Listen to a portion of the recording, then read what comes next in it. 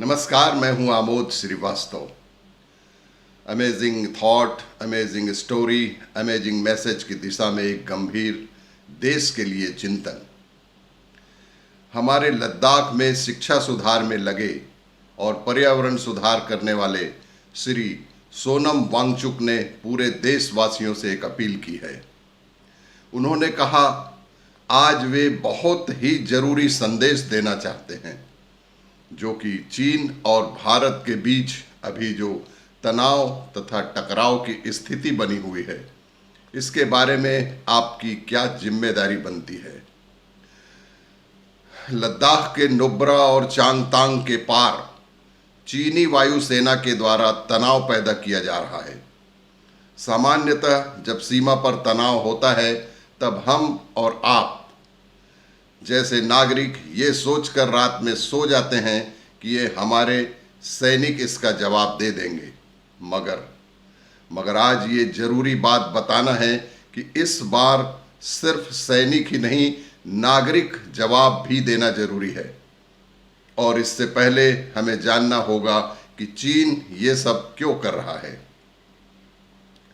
चीन सिर्फ हमसे ही नहीं, क्षेत्र के अन्य देशों में भी तनाव उत्पन्न कर रहा है। वो ये सब किसी देश से दुश्मनी की वजह से नहीं, बल्कि अपने ही देश के 140 करोड़ की जनता से डर के कारण कर रहा है। वहाँ की जनता चीन देश के खिलाफ हो रहे हैं। चीन में आज 20% से अधिक की बेरोजगारी बढ़ चुकी है। जीडीपी की यदि चाइना में कमी हुई, यदि चाइना में जीडीपी कम हुआ, तो वहाँ क्रांति हो सकती है और तो और तख्ता पलट भी हो सकता है।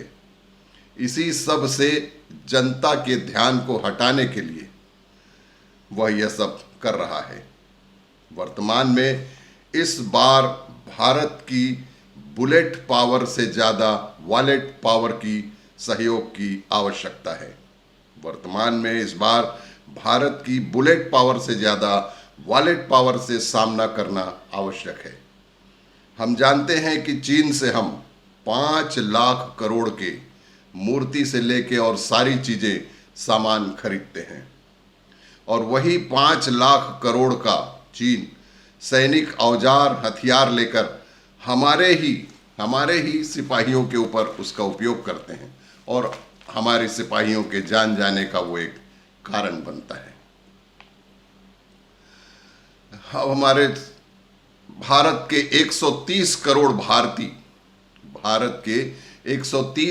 भारतीय तथा 3 करोड़ विदेश में बसे भारतीय, 130 करोड़ जनता भारत की तथा 3 करोड़ विदेश में बसे भारतीय यदि मिलजुल कर मुहिम चलाएं और चाइना के सामानों का बहिष्कार करें, बहुत ही गंभीर बात, चिंता का विषय है कि भारतीय मिलजुल कर यदि चाइना के सामानों का बहिष्कार करते हैं, बायकॉट मेड इन चाइना का मुहिम शुरू करते हैं, तो चीनी व्यापार के साथ चीन की अर्थव्यवस्था प्रभावित होगी और चीन इन बेहुदा हरकतों से निश्चित रूप से बाज आएगा।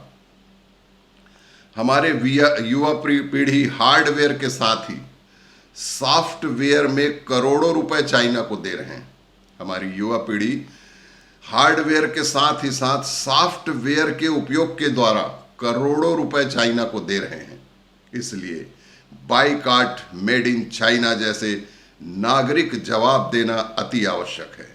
मैं पुनः जोर देकर कह रहा हूं कि इसलिए बायकॉट मेड इन चाइना जैसा नागरिक जवाब देना अति आवश्यक है। आज देश के लिए